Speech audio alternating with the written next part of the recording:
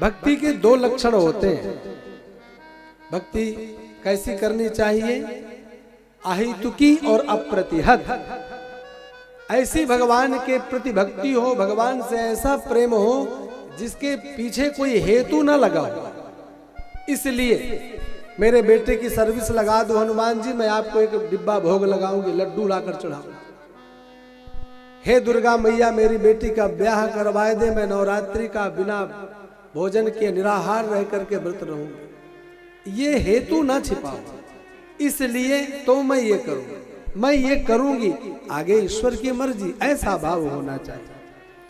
कामनाओं को रखना पाप नहीं है, लेकिन भगवान के सामने भी छल करना, ये छल हो जाता है। कहते हैं हम भगवान से बहुत प्रेम करते हैं, पर प्रेम के मूल में जाकर के देखो तो छिपा होता है घर परिवार, व्यापार, संतान, बच्चों का विवाह, कुछ ना कुछ भाव होता है। तो यहाँ सूत जी कहते हैं कि प्राणी मात्र का कल्याण इसी प्रकार होगा कि वह अपने जन्म की सार्थकता को समझे, वह भगवान से प्रेम करे। परम धर्म उसका एक ही है कि उसका मति, उसके रति भगवान के चरणों में लग जाए, लेकिन उस प्रेम में कोई हेतु नहीं होना चाहिए। आप प्रेम करें, उसके दो विभाग बनाइए, एक तो प्रेम में कोई हेतु नहीं हो, और दूसरा आज हुआ कल नष्ट हो जाए, ऐसा नहीं होना चाहिए। किसी के घर में भगवान ने ऐसी कृपा हुई, विवाह हुआ और एक बेटी हुई, और वह भगवान का बड़ा भक्त था। जिस तीर्थ में जाता वहीं से भगवान ले आता। जगन्नाथ धाम जाए, वहां से जगन्नाथ भगवान ले आए। बद्रीनाथ गया, वहां से भगवान बद्री विशाल भगवान की मूर्ति ले आए। जिस जिस तीर्थ में गया वहीं से भगवान इकट्ठा किया, यानी कि एक टोकरा भर के भगवान उसके घर में इकट्ठे हो। ये गोमती का चक्र है, सुदर्शन का चक्र है, ये नर्मदेश्वर है, ये सालग्राम है, ये जगन्नाथ भगवान है, ये सोमनाथ भगवान है, सब जगह से इकट्ठा कर दिया। उसके बावजूद पूजन करते करते उसके विवाह के पश्चात एक कन्या हुई, उसने पूजन बढ़ाया। अगली बार दूसरी संतान हुई तो कन्या हुई, उसने थोड़ा और पूजन बढ़ाया। पूजन करते करते तीसरी, चौथी, पांचवी, छठी, ये सत्य घटना है, कोई मैं नाम नहीं लूंगा, पर ये मेरे जीवन की सत्य घटना मैंने देखा है।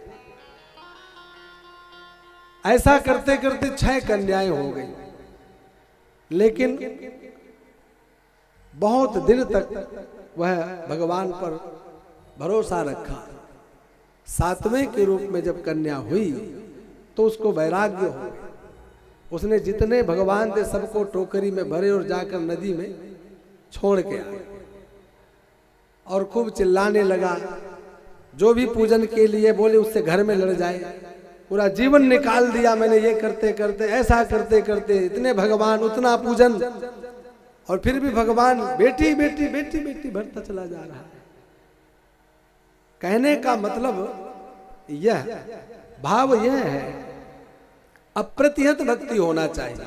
आज हुई है और कल समाप्त हो जाए, ऐसी भक्ति नहीं। वह भगवान ने उसका एक परीक्षण ही तो किया, देखूं ये मेरी प्रति कितना लालायित है, ये मेरी कितनी भक्ति करता है, मुझसे कितना प्रेम करता है। पूरा जीवन लगाया भगवान इकट्ठा करते करते, पूजन करते करते, लेकिन एक दिन उसका अंतिम छोर आ गया और वो सबको जाकर जल में विसर्जित करके आ गया। ऐसा नहीं होना चाहिए। हालांकि बाद में उसके 2 पुत्र हुए, लेकिन उसने अपनी हृदय के जो भाव थे, लालसा थी, वो सब छोड़ दिया। उसकी सीमाएं समाप्त हो गई। तो भगवान से प्रेम कैसा होना चाहिए?